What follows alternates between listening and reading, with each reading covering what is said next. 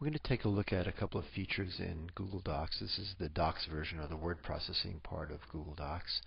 And very briefly, we'll go through a couple of neat little tricks here.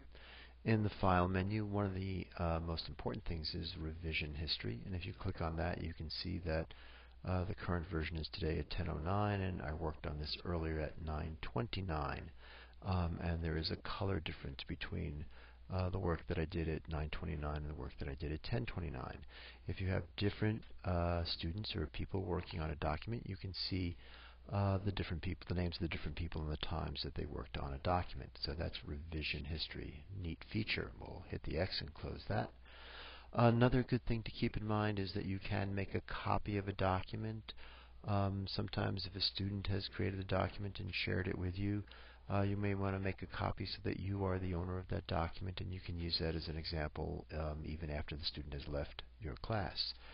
Download as is another great feature. You can take a Google Doc and download it as a PDF or a text file or a Word file. And this will give you the opportunity to save your Google Doc in a different format. Okay.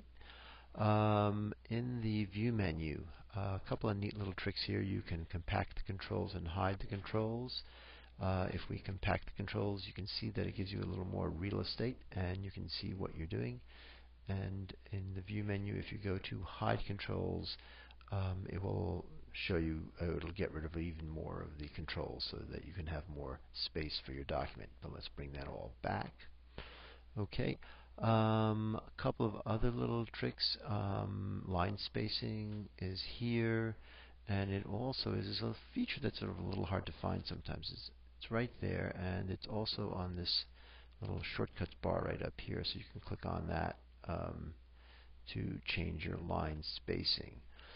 One of the tools that's seldom used is the Define tool, and that's available in the Word document. So if I double click on Document and then go to Tools, Define, I get a nice definition for the word that I've clicked on with lots of examples to look at.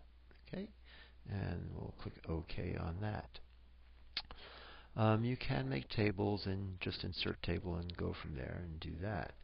One thing that some people have problems with is spell check, and you can see that establishment is misspelled here. If you double click on it and then hold the control key down and click, you get this link thing, and that's a way you can hyperlink something. But if you're trying to do a spell check, this link is really something that you don't want, so let me just cancel that out. The way to get the spell check to work is to hold the control key down and then click on the word, let go of the control key, and then select the correct spelling, and that will correct your spelling. Okay. You can insert pictures and add links, and you can highlight text by using some of these shortcuts right up here in this ribbon right here, and those are pretty easy to see and to access.